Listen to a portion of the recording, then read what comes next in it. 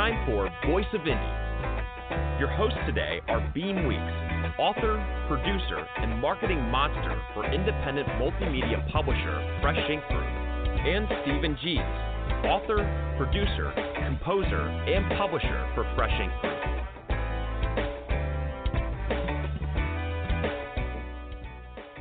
Hey, good Wednesday, everybody. Welcome to the Voice of Indie podcast, show number 24. I am your co-host, Beem Weeks, and my other co-host, my cohort, my comrade in crime, Mr. Stephen Gies, sitting over there in the corner. How you doing tonight, Stephen? Pretty good, if you call Alabama the corner. I'm down here where it's just about as cold here as it is up there in Michigan where you are. We're at like 41 degrees or 42, something like that, and it's dropping. So, we are currently at, hold on, let me do an update. We're at 36 degrees. We actually were kind of warm today, though. Yeah, I heard. I had friends up there outside barbecuing steaks and acting like it was springtime. Yeah, and we had been, in the 20s. We couldn't get out of the 20s for a few days there, and then you get the wind on top of that and the wind chill, and you're looking at the teens. But yep. All right. Okay, listeners, we are monitoring Twitter. So if you have a Twitter account, go on over there and you can send us a note, make a comment, or ask a question for today's guest. Just make sure you put hashtag Fresh Ink Group in the body of the tweet somewhere, and that's the pound sign, the hashtag sign. Hashtag Fresh Ink Group. And then it will pop up in the feed here, and we will see it. And with a little bit of luck, we'll read your question or comment on the air. Or if you would like, you want to join the program on the air, simply give us a call at 516-453-9902. That's 516-453-9902. If you have a question or a comment, we will be getting to those here shortly. And like all of our shows, including the first 23 and tonight's, which is episode 24, when the show's over, we put it over in the archives. And that's 4 different places. You can go to the Blog Talk Radio website and find it there, obviously, but freshinkgroup.com has a tab called Podcasts. It's really easy to find there. You go to YouTube, search for the Fresh Ink Group channel, and you will find all of our podcasts there. Also, your 2 hosts, Stephen Gies and Beem Weeks. We put the podcasts on our own author websites, which is stephengies.com and beemweeks.com. So get over there. Listen to those old shows. We've got some great stuff in the library, and we're just getting going. Yeah, and while you're over on the Fresh Ink Group YouTube channel, check out the book trailers. A couple of them that we have over there. One is for The Culmination, which is the new one from Gwen Plano, and it is a #1 Amazon bestseller. Number one. So check that out. And American Agony by Dr. Helen Burrell. That's setting Fresh Ink Group sales records. That is the biggest selling book that Fresh Ink Group has currently. And as I said, both trailers are on YouTube, and they're really cool. Go check them out. If you're a writer and you think you might want a really cool book trailer, give us a call, and, hey, we'll put something together for you. And right now, smoke signals, whatever works. Right now at Fresh Ink Group, we have about 15 books in the pipeline as well. I just want to mention a couple of them. David Carroll, who's the Chattanooga NBC Evening News anchor. We published his book previously called Volunteer Bama Dog, and right now we are working on his next book called Hello Chattanooga, which is a thorough history of all of the different people, famous people and important people who have come through Chattanooga over the years. And you'd be amazed and surprised at how many of those people there were. We're also getting geared up to work on a book for Abigail Hugueny, who is from Alabama. She's from a small town in Alabama of what they call the Black Belt, the center of the state, which is a very heavy African-American population. And there's a small town down there where a whole lot of the people grew up and made good, went on to do very important and successful things. So she's putting together a book about those people and their stories and that history. We got another one from a woman named Kanoilehua Kaniakwa. She is a Hawaiian. Not that her name didn't sound Hawaiian. She's a Hawaiian who has a long history of being an entertainer. with her family. And she has traveled the world and met famous people and has collected photos and stories and all kinds of fun stuff that she's putting into a memoir. We've got other stuff like a poetry book by Joshua Stutzman. I could go on, but we've got some exciting stuff coming, and obviously we'd like to have these people on our podcast to talk about them when their books are ready. Yeah, and speaking of that, you mentioned David Carroll's got a new one coming out, but he's got an earlier book that we published here at Fresh Ink Group called Volunteer Bama Dog, and you can find that book trailer on YouTube as well. And we're looking forward to having David Carroll on our program as a guest right after his NBC Nightly Newscast when that second book is ready. Yeah, that book, boy, that's going to be a lot of work. Right now I'm currently editing 140 photos that's going to go inside that thing. And, man, it's kind of hard to get this work done because every time I start editing these photos, they're exciting. They're fascinating. I'm sitting there looking at them, looking at the famous faces or going back to the manuscript to see what the story behind a photo was. And it's like, come on, man, you're not getting this stuff edited if you keep reading and enjoying it. So I think this is going to be an exciting book. We're really looking forward to that one.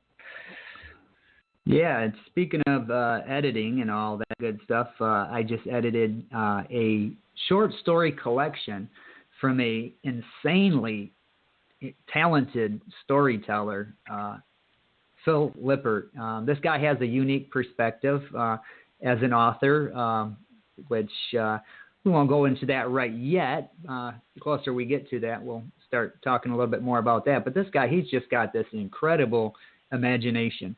And these are everyday people in these short stories, but they run into some pretty unique situations. And one of them, just a heartbreaking story. It was one of those that still sticks with me. So that's going to be coming out here before too long. Yeah, and this guy spent 42 years in prison, so he knows what he's talking about when he starts getting into these stories about the things these people have gone through. We've got another thing. Let me just throw this in here. And the thing about his stories is they're not all prison-centric, but many of them are.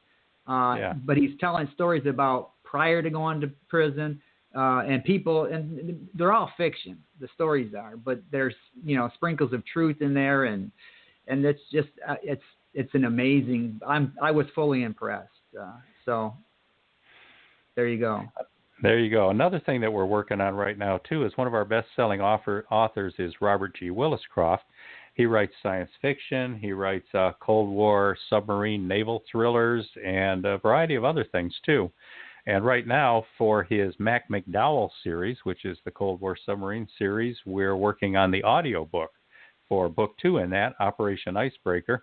And Book 3, he just finished writing, too, Operation Polar Sting, so we'll be having that thing out soon. But these audio books, they're a lot of work, but we have fun doing them because we go through them line by line and we put sound effects in there. Whatever's happening in the story, we try to have you hear that in the background, and we add music and just try to dress them up and have them be a little bit more interesting than somebody talking. Fresh Ink Group is a multimedia publisher, so that's what we're always doing is trying to expand into more and more ways of using media to our author's advantage. And now, the reason why you all tuned in tonight, our guest tonight is Louis M. Cruz. Louis is a disabled author,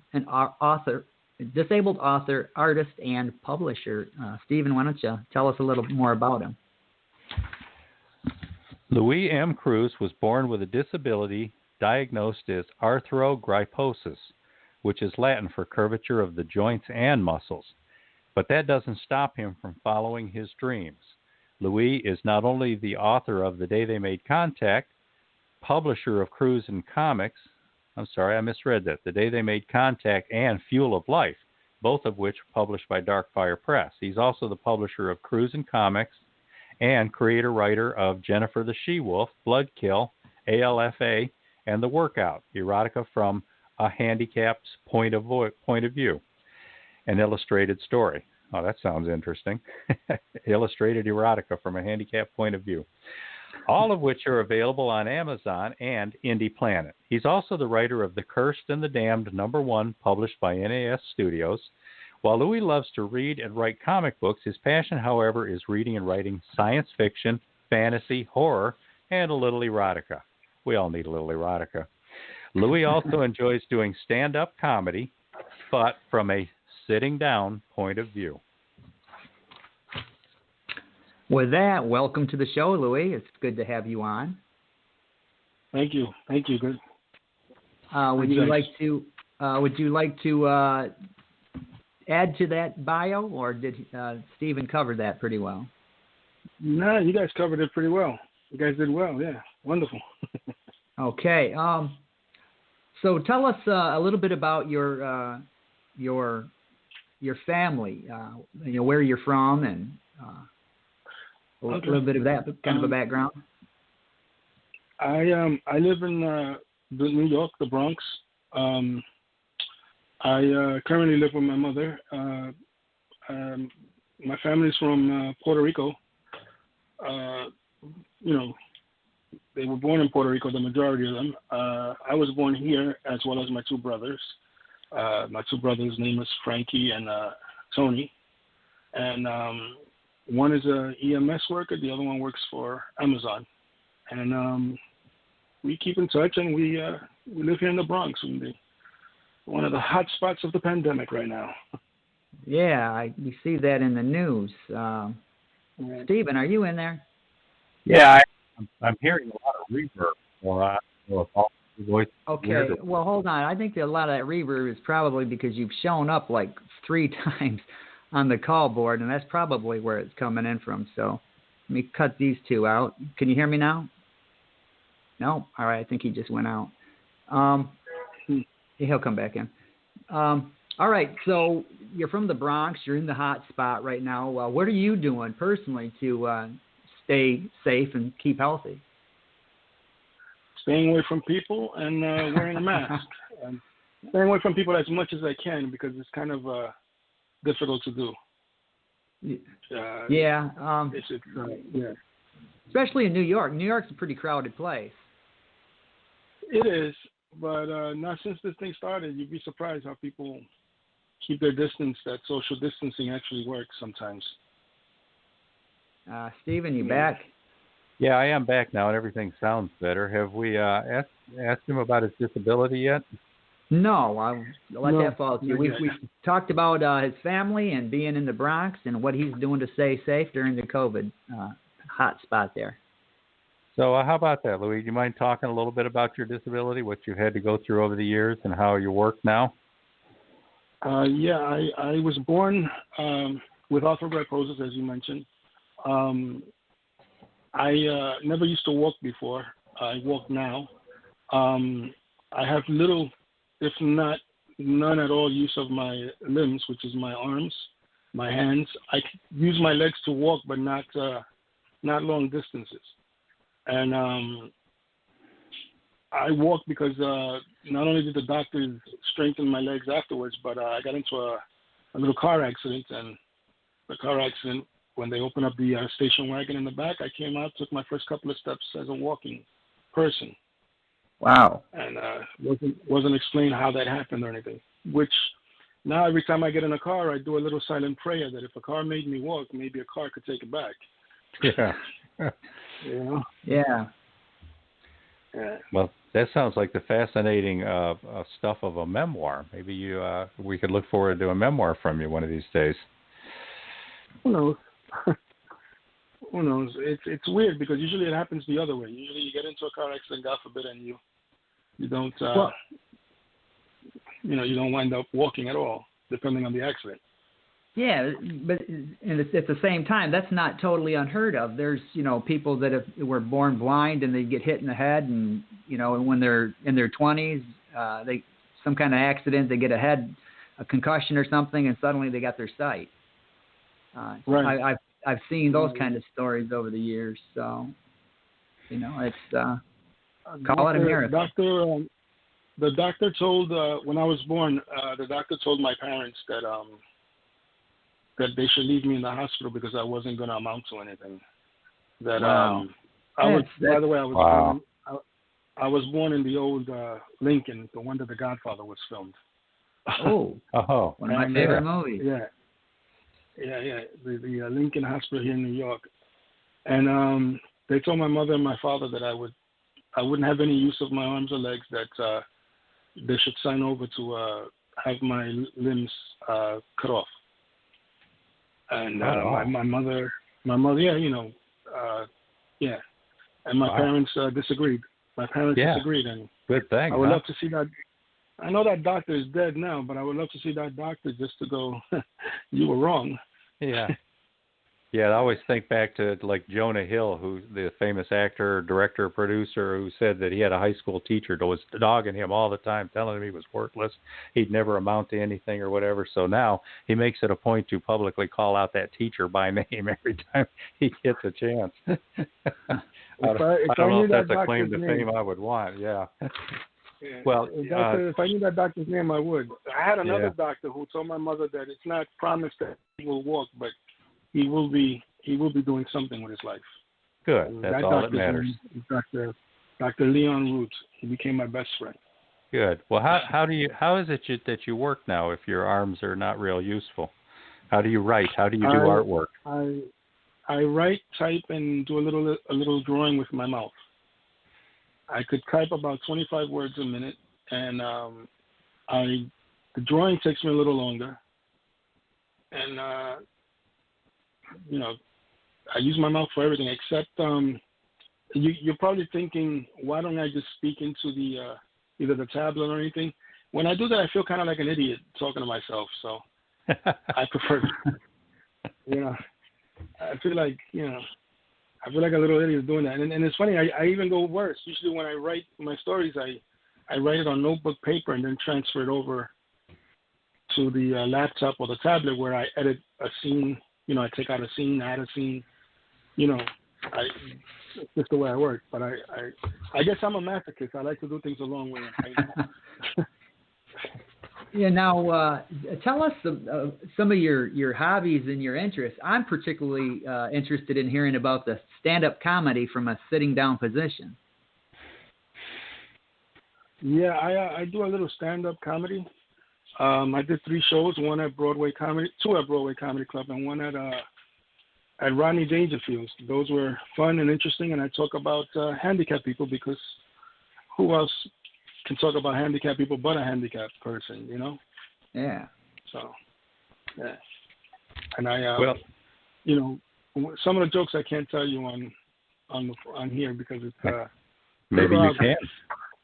It's a little we have no rules, but we do have a couple of callers on the line. If you want to take a call or two. Sure. All right. Hello, caller. What's your name and where are you calling from? Hello, can you hear me? Yeah. Speak up. Yeah, how you guys doing? My name is Ivan Santana. I'm from the Bronx, New York. Hi, Ivan. Hi, Ivan. How's everything, guys? Hi, Ivan. Hello, Louis. How you doing? We got this Louis guy on here today, Ivan. He's from the Bronx too. I actually follow this gentleman on social media. I'm a big fan of his Jennifer the She-Wolf comic. Oh, all right. Thank you. Thank you. Yeah. I appreciate that.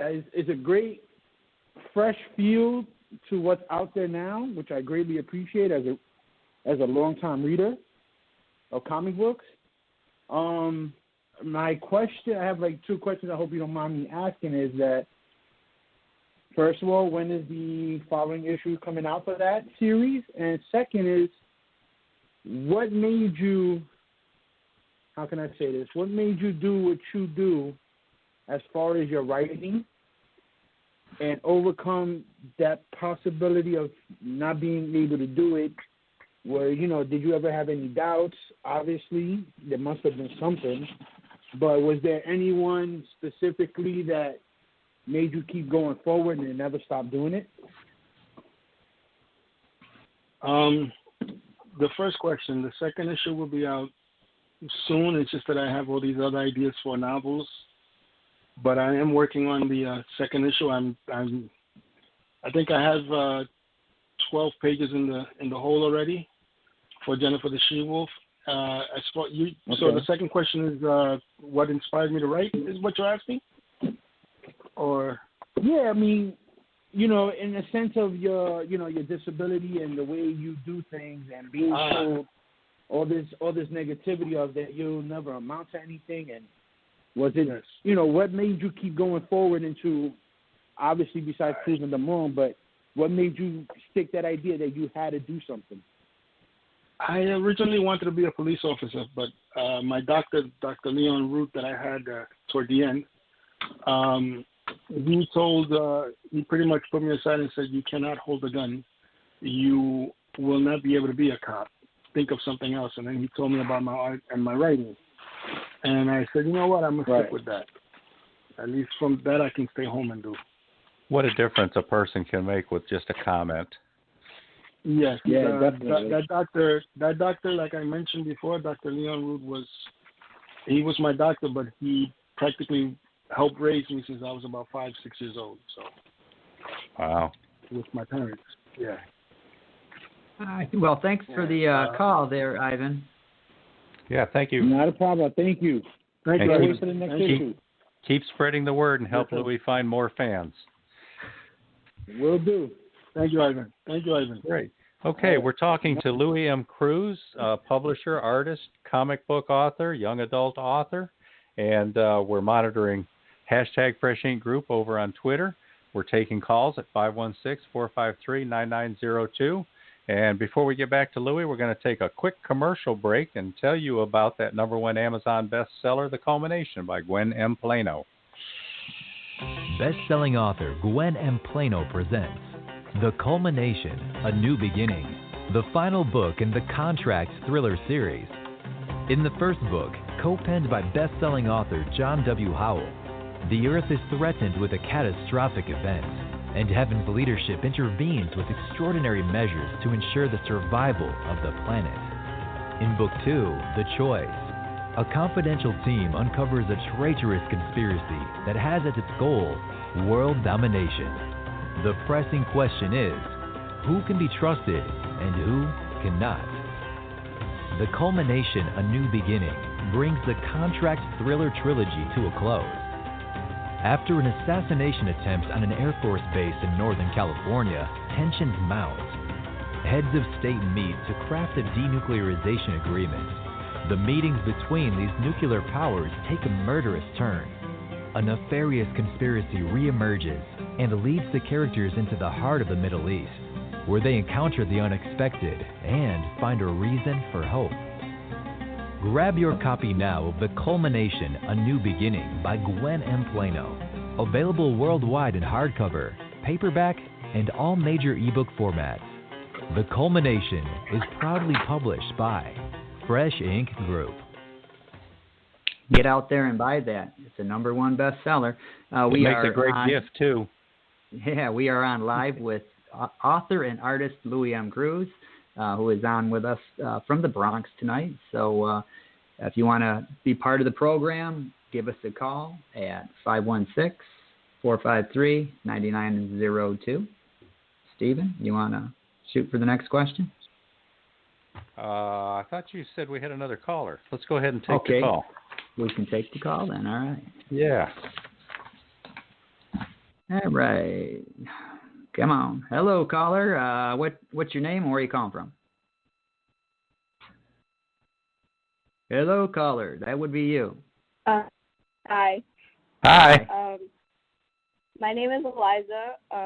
Hi, Eliza. I'm sorry. I'm a nervous person. I'm actually a writer as well. I'm actually creating one of my stories. So I do have a couple of questions regarding to writing to Louis. Yes. Okay. So as a writer, what's I do your name have again? trouble. Eliza? Yeah. Okay. As a writer, like I do have trouble knowing where to stop or not. So as like my chapters, they're very short or very long, and I just don't know where to end it. Like, do you know how to like do that? Because it's very difficult for me.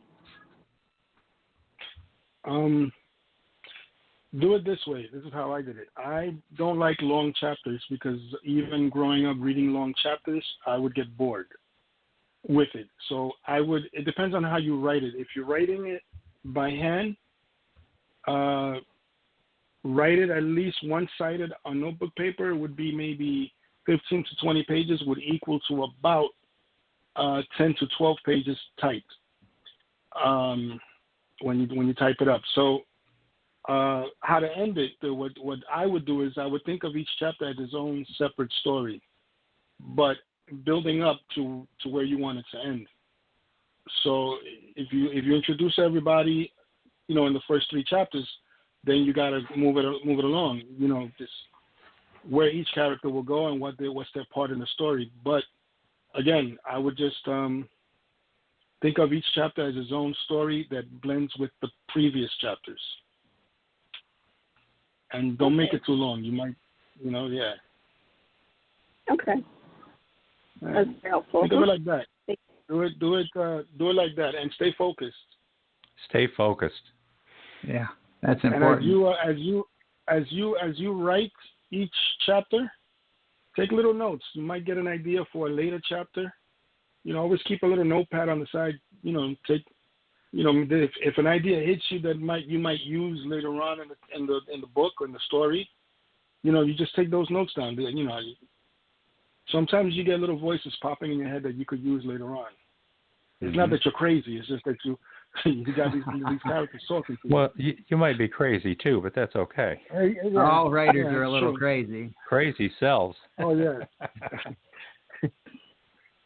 But thank you so much, Louis. That was very helpful. Well, thank you for calling. Thank you. Thanks for the call, Eliza. Now we got a couple very of big comics as well. So. Say that again. I'm a very big fan of his work. It's very amazing, and I'm looking forward to the second part of Jennifer and She-Wolf. All right, cool. We got the Louis fan club tonight. More rousing endorsements. Great. Thank you. Eliza, I have a question for you. Can I ask her a question? Yeah. Sure. Eliza, what's the name of your story? I'm actually debating whether it would be called Where We Belong. It's romance. So. Okay. A little advice. Don't give it a title until you're done. Sometimes the title will pop up in the middle. And then be willing to change it again. Exactly. Yeah, I finished. So I've been coming up with more and more titles for it, but I'm really sticking with that one. Once you have a real good idea of the story and where it's going and what it's going to do, you'll have a better idea of what to call it. Yes. Yeah. Agreed. I agree. Thanks for that. Thank you, Eliza. Thank you. All right. So. Hey, we have a couple of comments over on Twitter. Oh, cool. Verwayne Greenhoe says, "Feel like an idiot? I can relate." Boy, I can too. We have a couple of comments from author Robert G. Williscroft. He says, "These guys are doing a great job too." Then he says, "I love Puerto Rico. I made a port of call in San Juan with a submarine, and I drove around the island and along the crest. Beautiful landscape, beautiful women, and an amazing radio telescope, Arecibo." I believe that's the one that sends out that message into outer space about Earth and humanity and where we are and things like that. And then Robert also says, "BZ, my friend, you proved that with sufficient motivation, a person can accomplish a lot." So it sounds like you have a new fan, Louis. Thank you. All right. So we know you are an author and an artist, Louis. What kind of education do you have behind that? I went to my high school was Truman High School. I went to Truman High School, and then I went to in the Bronx, and then I went to NYU. I got accepted into NYU while I was in 10th grade as a pre-college student, and after graduation, I got accepted into NYU, but I never really completed. I left after 2 years. At the time, my grandmother from my mother's side had passed away, and I couldn't juggle both things, the passing of my grandmother and the schoolwork. I felt my schoolwork was dipping down, and before I fail in anything, I'd just rather roll away from it. See how I use roll away, not walk away? Yeah, exactly. Yeah. Isn't that when you started Jennifer the She-Wolf comic book as well? No, that's believe it or not, no. I started. What got me kicked off was that during NYU I was asked to participate in an interview for Scholastic magazine, and it was basically about the title on the Scholastic magazine was "Do I Make You Nervous?", which was how people with disabilities were being enrolled into not only NYU, but there's more and more college students with disabilities in college. And it was basically a question asked to, I guess, physically normal person is, do I make you nervous? Because we are here also, you know? And I guess it was unheard of, but I'm on the cover of that magazine, actually. It was pretty cool. Wow. And then... that's cool. Yeah. Yeah, and it was me and like 4 other people with disabilities in the magazine. In the magazine that had an interview. Then after that, I took a little break. I did some just hanging around or whatever. And the Jennifer the She-Wolf happened maybe 5, 6 years ago. Then I started getting all these other ideas for different titles, which I came out with. And then in 2008, I wrote The Day They Made Contact, but never got it published till a year and a half ago. So everything's happened in the last maybe 6-8 years. So it's been fun. So since Jennifer, then you've gone on and published quite a bit more. And what's your publishing process? Are you self-publishing? You working with a couple of different publishers? How are you doing all of this? My comic books is, with the exception of the one that I did for Nas Studios, the comic books are me. I self-publish them. The illustrated novel, The Fuel of Life, Darkfire Press picked it up, and the Day They Made Contact, which was my first novel, Darkfire Press also picked it up. Now, do you, being disabled, do you feature the disabilities in these stories? Yes.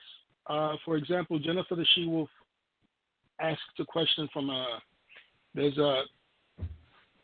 she fights these zombies in the street late at night, but there's a person in the window who's physically disabled and sees that she turns human.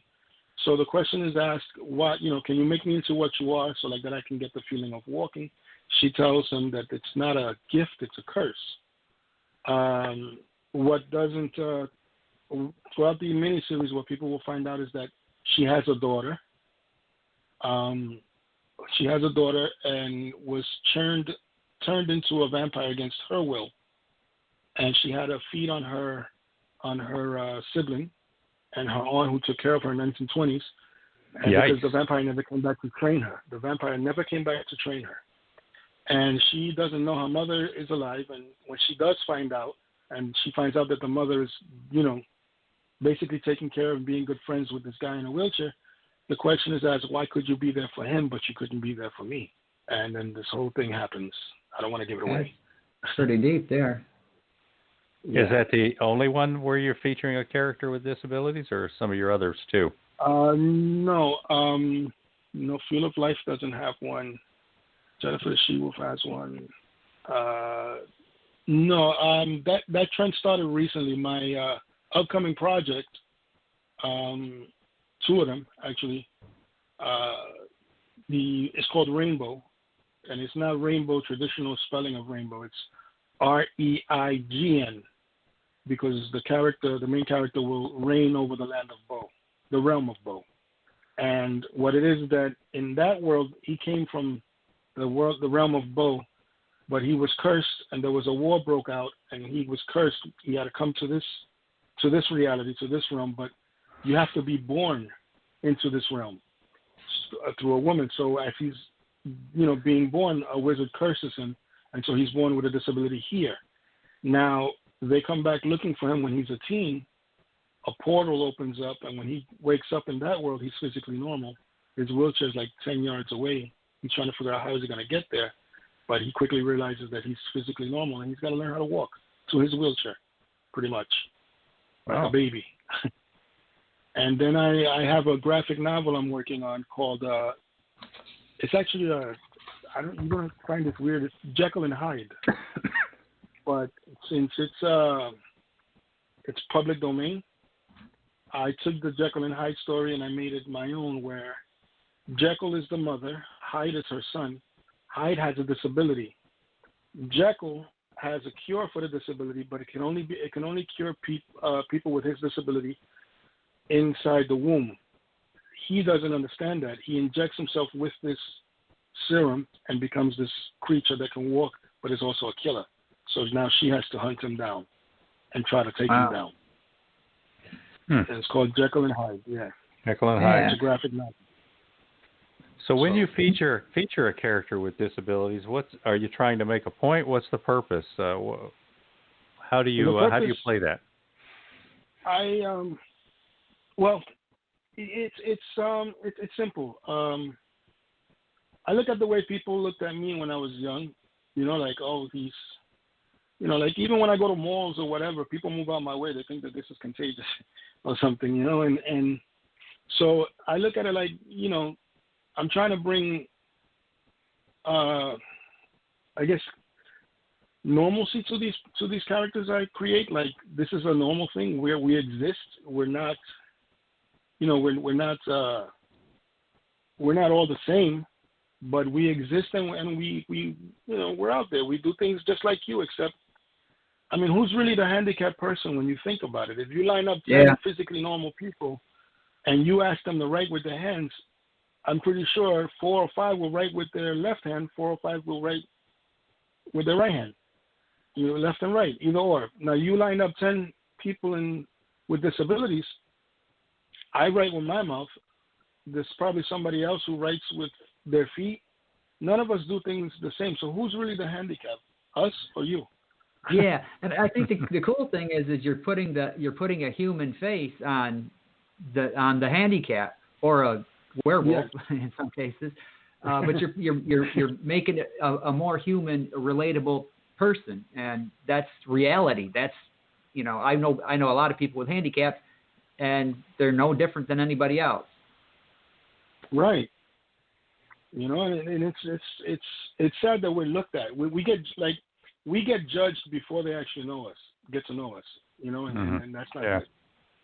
Yeah, I've always heard the phrase people talk about overcoming a handicap, and I've always thought it's not overcoming, it's incorporating. It's you don't beat it. You're never going to beat it. What you do is you work with it. You work around it. You make it a part of how you do things, and you just find your own way of doing things and whatever works best for you. And the people who accept that and get on with that process are the ones who seem to do the best. Yeah, it's adapting. It's adapting. You know who I feel bad for though? People who are born physically normal and through something traumatic happens to them and they have to be in a wheelchair. Some people cannot adapt to that. I've seen it with my own eyes. It's that change. They give up on that. Yeah, life just changes. That stark change that really throws their world into chaos because they're used to one thing and now it's been changed. Yes. So how about we talk about Jennifer the She-Wolf? What's the story about? I just did that one. Yeah. Okay. We're up to blood kill. I'm sorry. I didn't make my check mark. Blood kill. How about we talk about blood kill and what's that's about? Blood kill. I created that when I was a teenager. I created this character. And his premise is basically he's a New York City detective who gets brutally shot. He's lying in the hospital bed. This let's call him a wizard for now, or like some type of Merlin character. I don't have a name for him yet. He comes into the room and just when the detective is about to die, he transfers an old soul he has into this detective, and the soul is blood kills. But the body of the soul has been living for centuries looking for that spirit, looking for his soul. So they will meet up. And who knows what happens. I don't want to give it away neither, but I'll bet soul you know. and body will become one. Oh, yes. Soul and body will become one. I even have a character design of it already. All right. Yes, of the new transformation. And that one's also published by Cruz and Comics. Yes. Did you guys look at the logo to Cruz and Comics? Yeah. Cruz and Comics logo came from, since I'm in a wheelchair and my last name is Cruz, and I'm always rolling around somewhere, I decided to name it Cruz and Comics. And then the logo is basically an old wheelchair wheel lit up in flames. I wanted to use the handicap symbol itself, but I was afraid I was going to get in trouble for that because it is. I think that's a universal symbol, though. I don't think you could really get in trouble for using that. In fact, I think I didn't want to take the chance. Yeah, but I think it also spreads awareness. I think, and going back to what we talked a little while ago, it puts that human face on, human beings. Yeah, I thought about it, but I didn't want to take no chance at that time. Yeah, that's a cool logo. It really is. I'm going to say something here about what's going on Twitter. Robert G. Williscroft, he added, by the way, Arecibo is a receiver only, not a transmitter. And here's a line from Verwayne Greenhow. He said, "The only handicap is the inability to relate." I agree, Verwayne, and that's a good perspective. Yeah. I like that also. Okay, we're talking to Louis M. Cruz, artist, comic book writer, author of young adult books, publisher, and no telling what he's going to do next. We're monitoring hashtag Fresh Ink Group on Twitter. We're inviting callers in to 516-453-9902. And we're going to play one more commercial for you before we get back to Louis and talking about some of his other books. This one is for our bestseller right now, American Agony by Dr. Helen Burrell.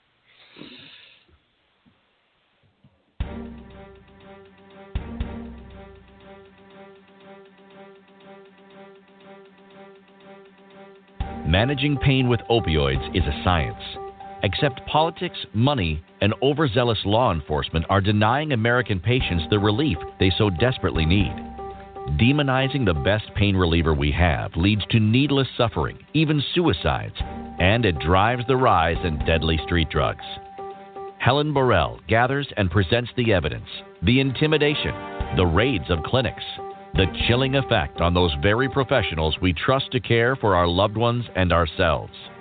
She looks hard at the Veterans Administration, Drug Enforcement Agency, Department of Justice, and the Centers for Disease Control and Prevention. Chapters include the Suboxone hoax, the wrong arms of the law, and the epidemic of death. Now in hardcover, softcover, and all e-book formats, American Agony is proudly published by Fresh Ink Group. Read American Agony now, or you might be the next one hurt.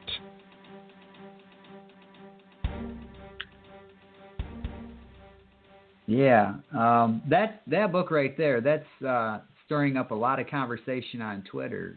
People sharing their own stories about what they've gone through with, just trying to get their pain medication. And it's just everything's been kind of turned on its head, because of addiction and whatnot, and the government getting involved. And so there you go. Yeah, they also share stories of loved ones who have been cut off from their opioids because of the politics right now and wound up committing suicide because they just couldn't deal with the pain and the despair that comes from not having a way to deal with something like that. And some of these stories are heartbreaking. So I strongly recommend you check out Helen's book. because this is an important issue of our times. And even if it doesn't affect you personally right now, it might soon, or it might be one of your family members or somebody who has to deal with these issues. Yeah, you're just one accident away from needing pain meds. Mm-hmm. So, Louis, why don't you tell us about the workout, erotica, from a handicap point of view, which I'm going to have to get this one. Let me make a note right here, right now. It's also an illustrated book. I originally did it as a dare when I used to work. Somebody dared me to write a short story, erotica, and they told me to do it they dared me on a Thursday. I started writing it on a Friday. On Monday, I handed it to the person who asked for it. Wow! And he was in shock. He actually liked it a lot. And I kept the original. And at first, it didn't have illustrations. And then I said, you know what? Let me add illustrations. And the cover actually has a very nice woman on it, and she's kind of like leaning on a wheelchair, an empty wheelchair. Yeah. It's basically it's from a handicap's point of view. The main character is a handicapped guy, and she's curious. This is Michelle and Carlos, right? Yes. Oh, okay. Curiosity killed the cat, but he was willing to try. Yeah, I'll bet. And this is also published by Cruz and Comics. So I recommend listeners, you get out there and check out what's happening over at Cruz and Comics and find some of these by Louis M. Cruz. I don't kiss and tell, but I'll write the hell out of it. No, I'm just kidding. Well, true to being a writer, a writer can write about anything, and you run the gamut of genres and selections, and creating these incredible characters. I have a couple of friends who keep asking me, was that based on a true story? I tell them no. I'll never tell the truth. Now, the day they made contact, you had mentioned that was when you wrote many years ago, and it was only recently published. I wrote it in 2008, which I'm glad I did, because my father, may he rest in peace, he actually got to read it when I finished it. He and I were big sci-fi and big UFO fans, fanatics.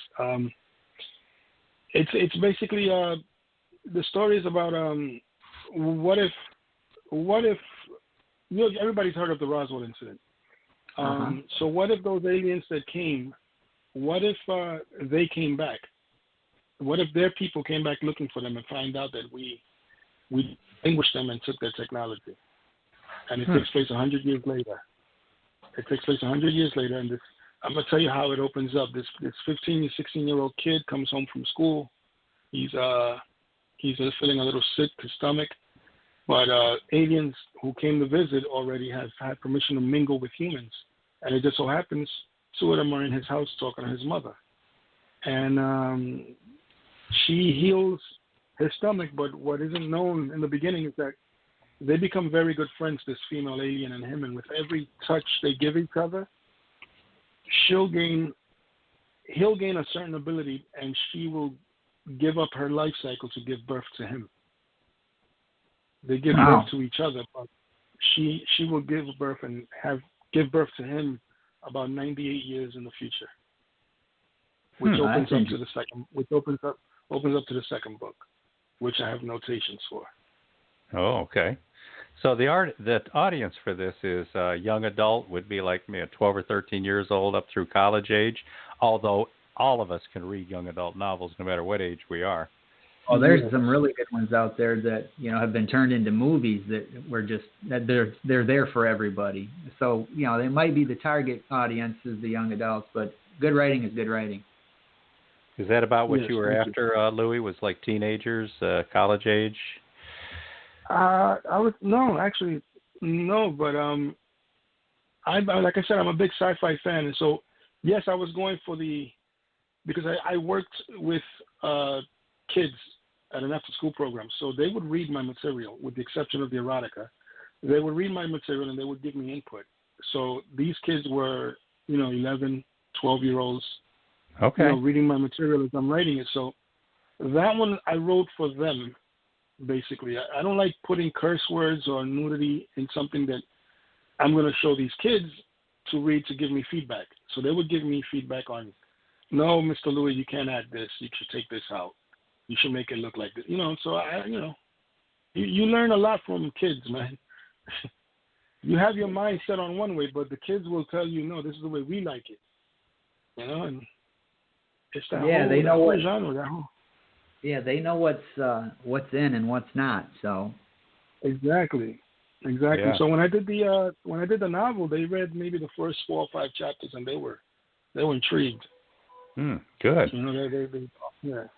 Yeah, Beem and I both know one author who was a middle school teacher, and she was teaching writing to her students. She was encouraging them to write stories, and they challenged her to write one too. So they went back and forth, and everybody was sharing their scenes with each other, and the teacher was sharing hers.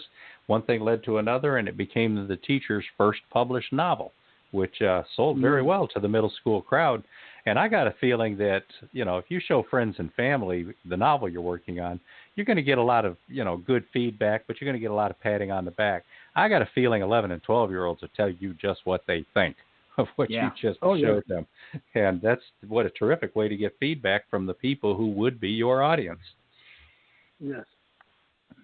And like I said, young adult, anybody of any age can find some really good stories on the young adult shelf at the bookstore or over at the retailers. I mean, look at Harry Potter. How many 60, 50-year-olds were reading those? Oh, man. Yeah. But, I mean, even some real serious stuff like The Boy in the Striped Pajamas. That's a serious, it's a dark story, and it's a young adult novel. That's where that came from. And it's just a fantastic story. Yeah. Okay, so Fuel of Life. Let's Fuel of Life. talk a little bit about that. Fuel of Life asks the question, what if our blood was used as fuel for an alien vessel? Ooh. All they wanted to do was escape. See, we called them vampires back in the day, but they weren't. They were aliens who were stranded here, and they just wanted to leave. So they would take our blood and regurgitate it into a vat, and that vat would be used for fuel on their ship. Well, that's a different twist there. Yes. Ooh. Yes, sir. Wow, what an idea. Yeah. I would tell you how I came across that idea, but it's a little bit under the influence. Okay, now, so that's the premise. What about the story? What's it about? The story, that's the premise of it, and then the story goes with, there's an asteroid about a little bigger than the moon heading our way. It sends out a message stating that if the world unites, it will lower its shields and we can start moving into that asteroid. We have approximately 5 to 10 years to move everybody. But humans, being humans, we leave our prisoners behind on Earth to die, because the shields will go up, it'll crash with this planet, and it'll keep moving. It'll destroy the planet to rubble, Earth to rubble, and it'll keep going right through. So it was kind of a trick, because what it is that they're still alive in that asteroid, and they start taking our blood. They start, basically killing us. And one person escapes and comes back to Earth and tells the story to what she doesn't know is actually one of them who's been living on Earth for centuries. And the story, once they get enough fuel, they just orbit at the end of the story, just to keep getting fuel from us, to use our blood for fuel. And the ones that inherit the Earth are actually the prisoners who were let free once every human left, and they've managed to become peaceful. What a twist. Yeah. And you did the illustrations? No. I work with Angel Martinez from Spain. Angel and Martinez. I work with him a lot in my art. Good. The rainbow, the cover was done by Anibal Arroyo. He did the cover for that, and I recently released the first 3 chapters to that Rainbow story just to get feedback on Amazon. Just to get feedback on it. I see what happens. Okay, so people can go over there and get that and tell you what they think so far.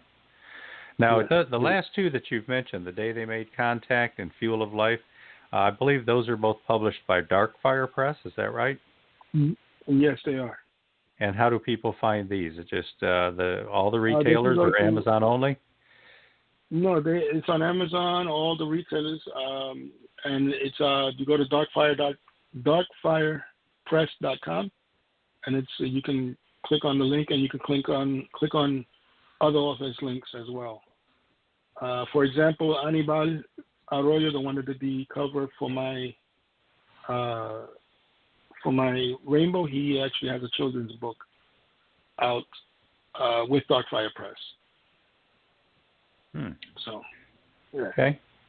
Well, you have an impressive collection of work so far, and I think we can all look forward to quite a bit more in your future, especially with some of the great ideas you have.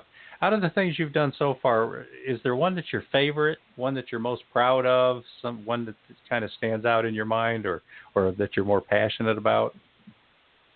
The Day They Made Contact, it's my baby.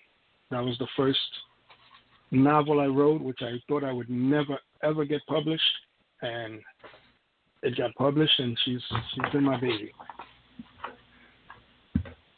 Okay, who are some of your favorite authors and books that kind of maybe inspired you to become a writer?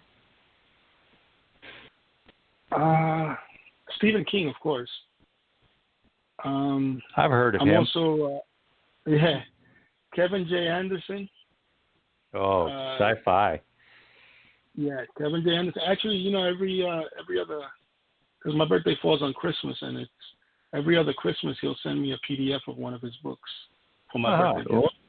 Nice. So he's a really cool dude. Yeah, I want to meet him in person. We usually chat back and forth on Facebook. Kevin J. Anderson, Timothy Zahn. That's just novels. Dan Brown, I loved his books there about religion, which I have an idea about religion book too. And in terms of comic books, Todd McFarlane. Todd McFarlane. Yeah. I actually have a video of him at a Comic-Con riding around in my wheelchair. Really? Yeah. I didn't really hear cool. The name. Who was in your wheelchair? Todd McFarlane. Todd McFarlane. Ivan Carlin. The creator okay. of Spawn. Okay. I thought you might have said Robert Crumb for a second there. No, Todd McFarlane, and he's a real cool, down-to-earth guy. And it's funny because the next day he was doing a signing, and I'm online, and he tells me, "Louis, what are you doing standing in line? Come on, get out of the line. Come up to the front." And he signed a couple of books for me. Yeah. His son recognized me too. Really, really cool, down-to-earth guy, man. We do have a comment on Twitter real quick. It's actually a question for you, Louis. It's from Verwayne Greenhow. He wants to know, have you tried to get any of your material done as an audio book? My publisher, I think he's working on that. I don't know what, I don't know I don't know how that's coming out for him, but yeah, it should be hopefully soon. I would love to see The Day They Made Contact as an audio book, because it's got a lot of crazy scenes in there. And audiobooks are the fastest rising segment in the publishing industry right now. Yes, they are. So, Louis, we're running out of time here. We're down to just a minute or two. How about advice to people who want to get into the comics industry, writing, drawing, publishing, whatever? You got some advice for those people? Because I know there's a lot of them out there. Yes. Anything you can imagine can come true. Anything you want to do, don't take the word no. Perseverance is everything. I've gotten a lot of no's, in my lifetime, and just keep going forward. If there's a little hill, go up and over it, because it's bound to hit somewhere. Just because that person doesn't like it, that doesn't mean the next person is not gonna like it. Advice we could all live by. Mm-hmm. Yes. So how do we find you, Louis? You out there on social media? You want to give some contact information out? I'm sure people are going to want to talk to you. You can find me on Facebook at I think it's Ubragu on Facebook and Twitter, Cruz and Comics at Cruz and Comics. I'm sorry, not Twitter, Instagram at Cruz and Comics. Twitter is Louis M. Cruz 1, and LinkedIn is the same thing, Louis Cruz. Louis Cruz, okay. Louis and Cruz, yeah. Great. It was great having you on, Louis. We really appreciate you coming by. We just got a couple of little announcements to make here, and then we'll be able to sign off and thank you one more time. Yeah. Thank you. If you've missed an episode like this show, you're not hearing me, so it's not going to matter. But if you've missed previous episodes, and this one, when this is done, you can find them all in the archives, and these can be found on the YouTube channel. Go to YouTube, Fresh Ink Group, and all of our episodes are up there. You can also find them at freshinkgroup.com. You can find them under the podcast tab there, and under the podcast tabs on beamweeks.com and stephengs.com. So there are all kinds of places for you to find these programs. And today's show will be up probably tomorrow sometime, you think? Probably tomorrow. Yeah, probably tomorrow. Okay, great. And when you get over to that YouTube channel, hit that subscribe button if you would. We are up to 106 subscribers, and I'm telling you, we're just proud of that. We'd like to see that number keep growing, like our videos, and spread the word. Yeah, and support Fresh Ink Group members. You can find them on the members page at freshinkgroup.com. Share their books. There's links there. Share their books on Twitter and Facebook and Instagram and all those places. And buy the books. There's a lot of talented authors over there, great storytellers. And if you don't want to spend a ton of money, there's some good deals on ebooks that you can download onto your Kindle, onto your Nook, and all the other ebooks formats. And, show some support and write those reviews too. Yeah, we have a terrific group of people. We really do. And you've been meeting a lot of them on our podcast, and you'll meet a lot more in the days to come. When we say support them, we're not just trying to sell their books. We're saying, get out there, look at their blogs, leave some comments, visit their websites, and again, help spread the word. Yeah, this is how it grows. Next week's guest is going to be Nell Cooper. She is one of the very first Fresh Ink Group members, and she's the author of the children's book Princess Lil, and among others. And she's going to be coming on and talking about writing and her life's journey. So tune in next week, Wednesday at 8 p.m. Eastern Time. And we're about out of time today, so thank you again, Louis. Thank all of you listeners for tuning in. Thank everybody for spreading the word, and we will see you next week. See you, Louis. Thanks. Thanks, Louis. Thank you. Bye-bye.